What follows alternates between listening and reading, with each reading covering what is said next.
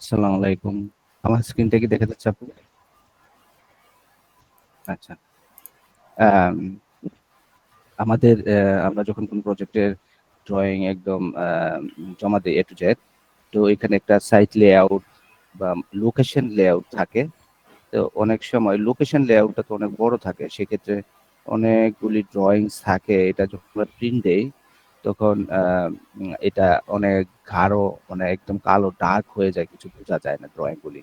তো সেক্ষেত্রে আমাদের লেয়ারগুলি দেখেন এইখানে এটা আমি করছি একদম উপরে, এখানে টোটাল লেআউটটা আছে।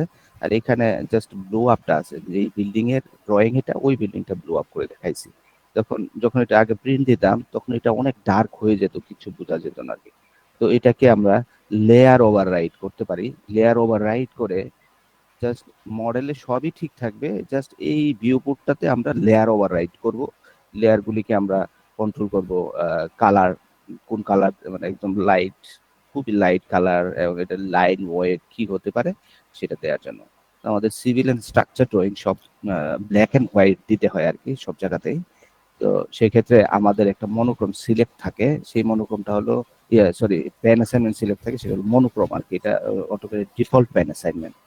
তো লেয়ার কিভাবে ওভাররাইট করে সেটা আমি দেখাবো আজকে। তো আমি জাস্ট একটা ভিউ পোর্ট নিলাম প্রথমে, এমবি।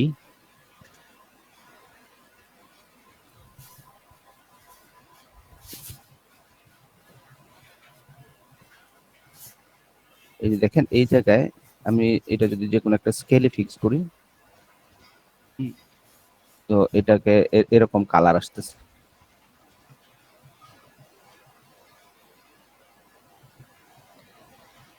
তো এটাকে যখন প্রিন্ট দিব, এটার ভিতরে অনেকগুলি কম্পোনেন্টস থাকে, সেক্ষেত্রে এটা অনেক ডার্ক হয়ে যায় আর কি। তো এটার ভিতরে গিয়ে আমরা এই যে দেখেন একদম টপের কর্নার বাম পাশের লোকেশন ম্যাপটার মতো করে আমরা একটা লেয়ার ওভাররাইট করব এই ভিউটাকে। তো প্রথমে আমরা এটা স্কেল ফিক্স করলাম, তারপর এটাকে লক করে দিলাম।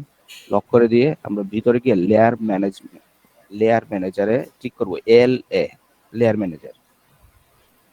তারপর দেখেন এখানে যতগুলি লেয়ার আছে একদম A to Z, সব লেয়ারে আমরা সিলেক্ট করব, কন্ট্রোল অল।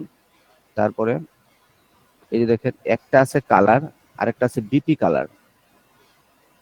আবার এখানে দেখেন একটা আছে লাইন টাইপ, আর একটা আছে বিপি লাইন টাইপ। এখানে একই জিনিস দুইবার করে আছে। তার মানে একটা হলো মডেল স্পেসে দেখাবে, আরেকটা হলো ভিউ পোর্টে দেখাবে, সেই জন্য একটা দুইটা আর কি। তো আমি সবগুলি বিপি কালারে গিয়ে সবগুলিকে আমি একদম লাইট কালার, 8 নাম্বার কালার দিয়ে দিলাম।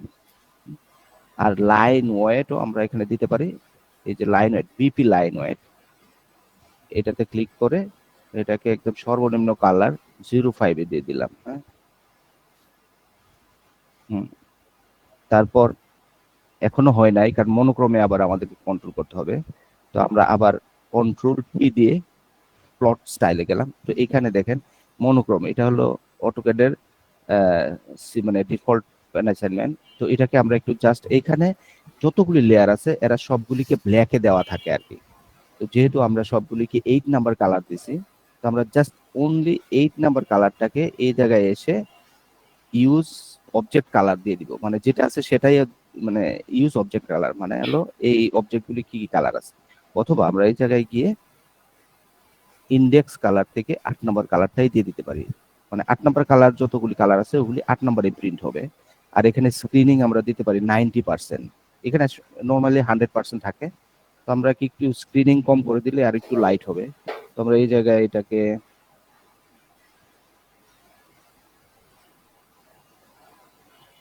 এটাকে লাইন ওয়েটটাকে 05 দিয়ে আর স্ক্রিনিংটাকে 90% করে দিলাম। হ্যাঁ, সেভ ক্লোজ। এখন যদি আমরা এটাকে প্লট স্টাইলে গিয়ে কন্ট্রোল পি দিয়ে উইন্ডোজ দিয়ে এটাকে দেখি, তাহলে এটা দেখাবে যে এটা খুবই লাইট কালার হয়ে আসতেছে আর কি। তো আমাদের NGS এর ড্রয়িং গুলি সবগুলি আমরা এরকম সাইট লেআউট দেই। তো সাইট লেআউট দিয়ে এখানে একটা কোঅর্ডিনেটও দেই। তো সেক্ষেত্রে আমাদের এটা খুবই জরুরি। আমাদের আগের প্রিন্টগুলিতে এগুলি খুবই ডার্ক চলে আসতেছিল। তো এই জন্যই আমার মূলত দেখানো। যদি এটাই দ্যাটস অল। কারো কোনো কোয়েশ্চেন থাকলে বলতে পারেন।